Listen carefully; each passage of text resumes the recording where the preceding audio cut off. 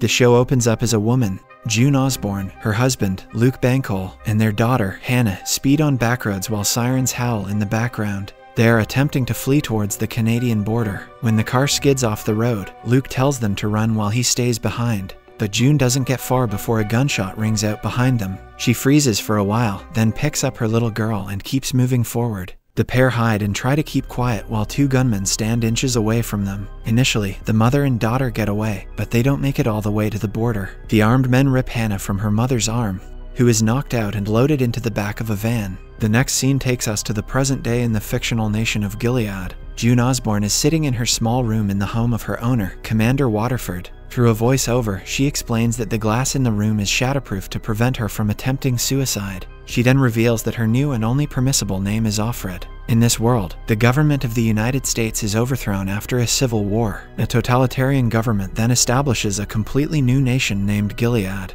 All the fertile women like June, called handmaids, are forced into childbearing servitude for the ruling elite men, called commanders, and their barren wives. Handmaids aren't allowed to go anywhere alone, to read, or to have a life of their own choosing. Offred lives in the household of Commander Fred Waterford and his wife, Serena Joy, who is cold and unkind towards our main character. Later, Offred goes down to the kitchen, where she meets a domestic worker named Rita. In Gilead, all women who cook and clean have the same name, Martha. While the handmaids wear red dresses with white bonnets, the Marthas wear green dresses, and the wives wear blue. Following this, Rita sends Offred out to do the day's shopping, and gives her vouchers with pictures. Outside, she greets a low-level official, Nick Blaine, who is assigned to the Waterford household as a driver. Offred isn't sure whether he genuinely cares about her or is simply spying on her. Soon, she joins another handmaid, Offglyn, for her grocery trip. Handmaids are forced to travel in pairs, not for their protection but so the women can keep an eye on one another. On their way to the grocery store, Offred has a cautious, cagey conversation with the other handmaid.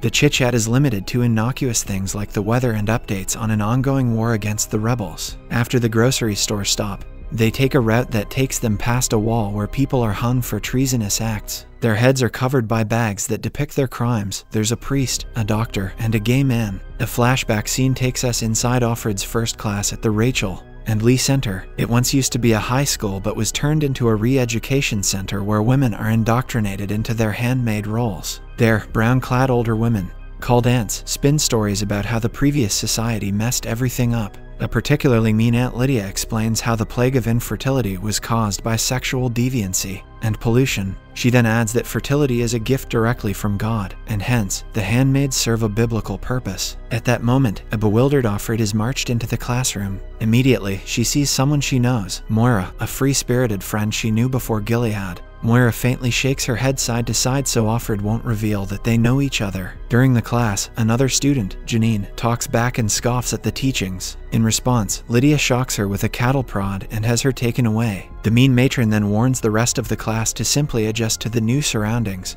and tells them that things will seem normal after a few months. At night in the center, June and Moira are awake whispering when Janine is brought back crying. We see what happens to those who disobey. One of her eyes is gone. Even worse, the next day in class, she is forced to tell everyone about being sexually assaulted by a group of men. Aunt Lydia then asks her classmates as to whose fault this was. In unison, the women point their fingers at Janine and chant that it was her fault. When a stunned June doesn't join in, she's slapped by another aunt before Lydia poses the next question: what should happen to Janine? June joins in the group shaming that chants to teach her a lesson. In the present, Offred participates in another necessity of her new life, a ritualistic impregnation called the ceremony. Here, the commander tries to impregnate a handmaid as she lies on his wife's lap. It is a joyless act for everyone involved. Offred lays belly up, completely emotionless, while Serena Joy has a deep contempt on her face. That night, Offred bolts out of bed and into the backyard, desperate for air. But that brief moment of release is halted when she realizes that Nick can see her. She then gathers herself up and goes back to her room. The following morning, she worries about whether Nick has told anyone she was outside. Suddenly, she hears a series of bells signaling another chilling ritual in this new world called salvaging. All the handmaids gather in an open field, and a man is brought out before them. According to Aunt Lydia, the man assaulted a pregnant handmaid and caused her to lose the baby. They're told to stand around him and do whatever they choose to him. When the starting whistle blows, the women unleash the rage they have collected because of their prisoner-styled life. Offred lands the first blow, followed by the other women who descend, screaming, grabbing, pulling, and kicking. Only Janine, clutching her now pregnant belly, watches from a few feet away, twirling happily in the sun. When it's over, Offred and Offglin walk home together, and finally begin to see each other clearly. They talk about Moira, who Janine claimed was captured and sent to the labor camps named colonies. They also talk about Offred's husband and daughter and Offglin's wife and son, who were lucky enough to escape to Canada. They stop in front of the commander's home and remark how it was nice to finally meet each other. But as Offred goes to close the gate, her new friend leans in and whispers that there's a spy in her house. As our main character walks into a home where anyone and everyone could be watching her, she plans to persist. She then declares the names of her family to herself as a battle cry. The next scene brings us to another ceremony night, where Offred, her commander, and his wife try to make a baby again.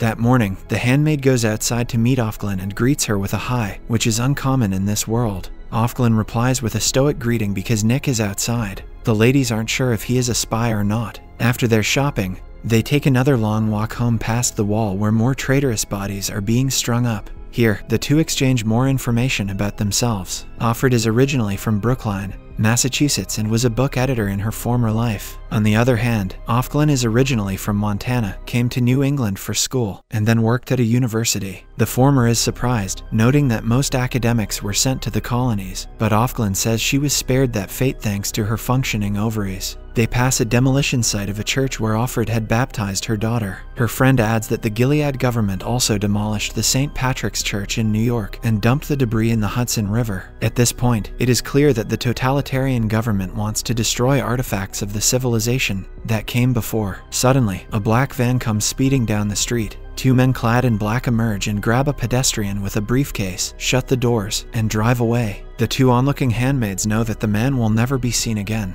Later, Offglin reveals she is a part of some sort of resistance movement against the government and invites Offred to join. The latter hesitates, saying she's not that kind of person. However, her friend adds that Waterford is an important figure, and anything she can discover about him could be substantial. The prospect of a secret resistance against this brutal regime roots Offred on the spot even as it starts raining. Through her internal monologue, we learn more about the world now. There's fighting in Chicago. Anchorage is the capital of what's left of the US, and that flag only flies 2 stars. Back in the house, Nick is waiting in the kitchen with a message. The commander wants to see her alone in his office tonight. The driver then leaves her with a warning not to trust Offglin. Later in her room, the handmaid tries to nervously guess why she has been summoned. Before she can contemplate it much further, a red van pulls outside, sirens blaring. It is the birthmobile, a vehicle which has come to collect her and the other local handmaids to witness one of their own giving birth. The mother-to-be is Janine, who now goes by the name Offwarren. During the trip to the hospital, Offred wonders what kind of defective baby she will give birth to. In Gilead, the chances of a healthy baby are 1 in 5, if they can get pregnant at all. This takes Offred back to the day when her water broke. The hospital was eerily lined outside with people praying.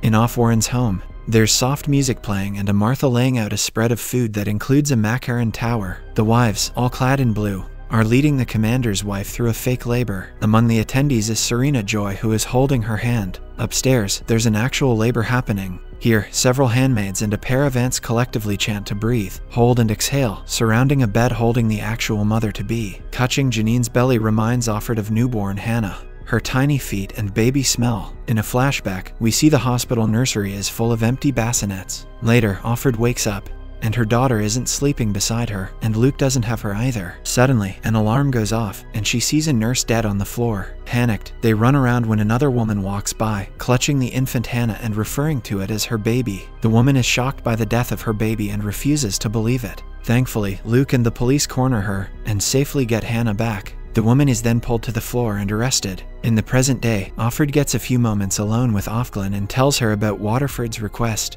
However, Serena Joy pulls her into the dining room with some of the wives. One of the other wives asks Offred if she'd like a cookie, like a child or a puppy. Serena Joy pulls a pink macaron off the display and hands it to her, much to the amusement of the other wives. Offred then walks off and spits out the bite she took in a bathroom sink. When it's time for Offwarren to push, Aunt Lydia directs her to a chair. Offwarren's mistress is brought upstairs to sit behind her, continuing the farce of birthing this baby herself. She then gives birth to a baby girl, a tiny miracle that everyone is elated over. The wife gets into bed surrounded by the other wives, and the baby is taken to her, not Offwarren, who is consoled by the other handmaids. She gets to spend time with her daughter only when she has to feed her breast milk. The ride back in the birthmobile is silent. People are exhausted, contemplating the consequences of not being able to conceive. Meanwhile, Offred tells her friend that no one knows what Commander Waterford might want from Offred. She tells her not to trust Nick, and her friend replies that Nick said the same about her. Surprisingly, Offred admits that trusting anyone is dangerous. That night, our main character sets off for Commander Waterford's private chambers, where women aren't allowed in without permission. This reminds her of horror movies, where a woman would descend unwittingly into a basement to meet her death. When she knocks and enters, it looks like a standard office, books everywhere, a globe in the corner, and a wooden desk. Although she is not supposed to make eye contact with him, he encourages her to look straight into his eyes. The commander then informs her that he wants to play a game of Scrabble. This is a dangerous proposal in Gilead since women aren't supposed to read. Later, when they finish, their scores are within 3 points of each other, which impresses Commander Waterford. He suggests they have a rematch after he returns from a trip to Washington, to which she reluctantly agrees. The commander then walks her to the door, and they shake hands before leaving. Safely back in her room with the door shut, she can't help but laugh, a stunned laugh, as she made it back alive. The next day, encouraged by the night's outcome, she has a spring in her step. She is happy that she has some intel to share with Offred. As she goes to step out for the day's shopping, she walks past Nick and heads to the gate. But when she opens the gate, there is another woman waiting for her instead of her friend. This new handmaid offers a smile, and the standard Gilead greeting. In the final scene, Offred tries to casually inquire about what happened to Offred. In response, she is met with a stony answer from the new handmaiden, that she is now Offred. Subscribe for more videos like this, turn on the notification, and leave 1,000 likes or 100 comments if you'd like us to continue part 2. Thank you.